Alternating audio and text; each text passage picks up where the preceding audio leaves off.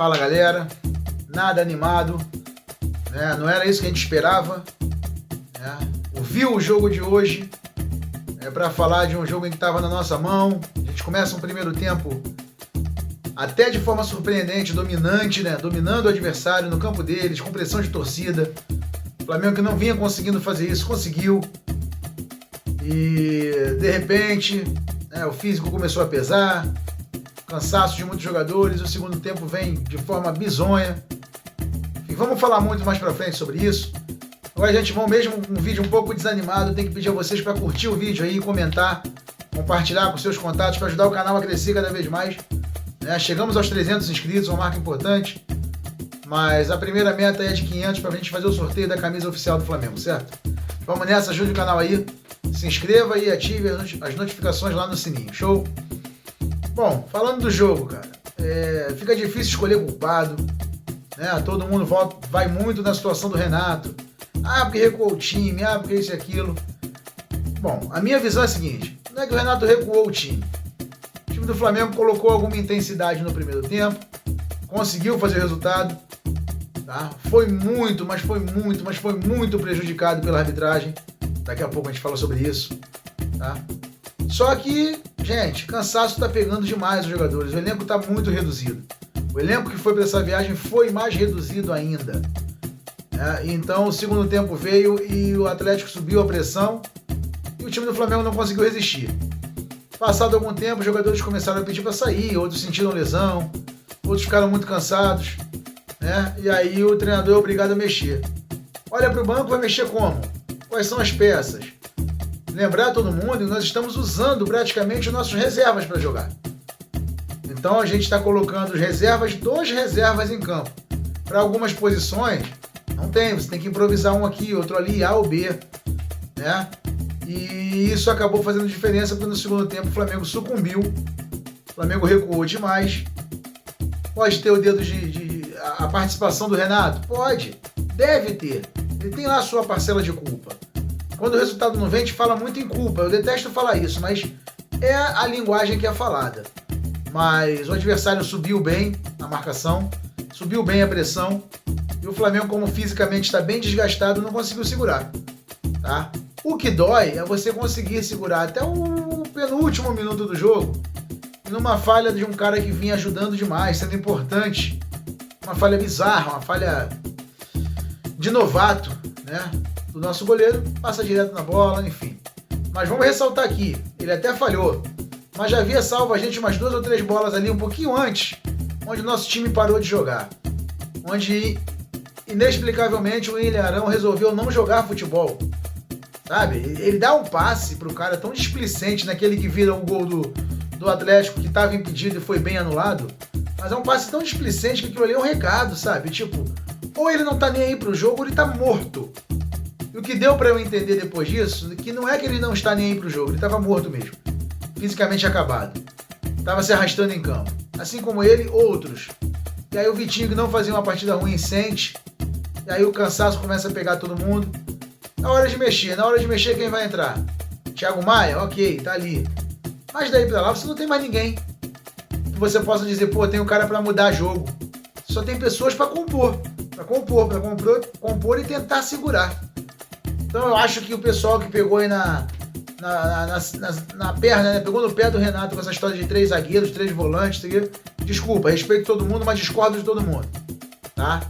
E graças a Deus eu tenho a minha personalidade forte para falar.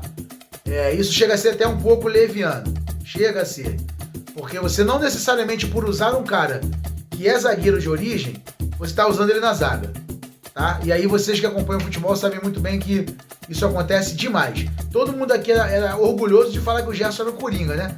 Jogava onde tivesse que jogar.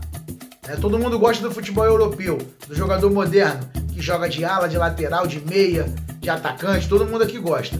Mas quando a gente precisa colocar um jogador, o Renato inventou modo, o Renato trancou o time. A minha avaliação não é que ele trancou o time, não. A minha avaliação é que era o que tinha para ele fazer. Eram os jogadores que ele tinha no banco, com características totalmente diferentes daqueles que estavam em campo. Mas você está passando pano pro Renato? Não tô. Acho que ele tem os erros dele. Nesse jogo em especial, não acho que tenha sido culpa dele. Ah, mas ele desceu muito as linhas, ele recuou muito o time. O time não aguentava mais. Dá pra ver que fisicamente o desgaste do Flamengo é monstruoso. Não dava para o Flamengo continuar jogando no campo do Atlético como tentou e conseguiu no primeiro tempo. Uma das coisas que a gente vem criticando muito, o Flamengo conseguiu subir as linhas em sintonia para fazer a pressão após perda, a marcação alta. Vocês veem bem que quem rouba a bola pro gol, o segundo gol do Gabigol, é alguém que vem na segunda linha. Na segunda linha de marcação, que subiu junto com a primeira. Quando a primeira sobe sozinha, não adianta, ela é quebrada facilmente. Só que você fazer isso durante 90 minutos requer um preparo físico melhor. Requer um vigor físico maior dos jogadores. Por que o Atlético Paranaense fez? Primeiro, eles não jogaram o primeiro tempo com alta intensidade. Eles seguraram. E segundo, aquele time do Atlético jogou muito menos jogos que o Flamengo. Aquele time do Atlético é o time do Atlético, o que eles têm de melhor, tá? É o time titular deles. O Flamengo não. Então, por mais que eu esteja triste, chateado com o resultado, vamos esperar o jogo do Atlético Mineiro. Vamos esperar. Não acabou, futebol não tem ninguém que ganhe antes do jogo rolar. Tá? O Grêmio está precisando demais vencer jogos, empatar pelo menos, mas vencer. Então pode ser que aconteça. Falando rapidamente do VAR, é bizarro. Tá? Pretendo até fazer um vídeo para falar só dele. O que aconteceu foram agressões do Renato Kaiser. Agressões. Estou ansioso por esses áudios que agora dizem que vão ser liberados. Estou ansioso para saber o que teve de conversa ali. Porque são 3 erros na mesma jogada. O árbitro dá o cartão vermelho convicto. O VAR não devia chamar. Uma vez que o VAR chama, ele pode dizer, não preciso ver nada. Estou convicto da minha decisão. Mas ele não, ele vai lá ver. E quando ele vê, ele ainda pode dizer de novo, eu vi o lance e continuo achando para vermelho. Mas não, ele mudou. Gente, não há explicação. Não há explicação. Foram 2 socos, um empurrão e um chute. Ah, mas tá chorando? Claro, era 2-0 e um jogador a mais. Jogador esse que por acaso o jogador no caso do Atlético que não foi expulso, foi revertida a expulsão dele, veio a fazer um gol no Flamengo. Então não vem com essa história de que não pode, que é choro, que é isso e aquilo. Tá nítido, tá na cara, a CBF não quer o Flamengo campeão brasileiro. O Flamengo fez por onde? Criou brigas, arrumou tumultos. Com razão ou sem razão não importa, eu sempre questionei a forma que o Flamengo vem agindo e continuo questionando, agindo como se fosse o único, agindo como se fosse o único responsável, o único preocupado com tudo. Isso não poderia trazer coisas boas ao Flamengo. Tá aí. As retaliações da CBF não param. E o mês é pesado, galera. Mais importante para mim é não chegar em crise a uma final de Libertadores. Tomara que isso não aconteça.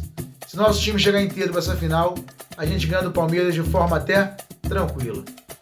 Vamos junto, que não acabou ainda. Saudações rubro-negras.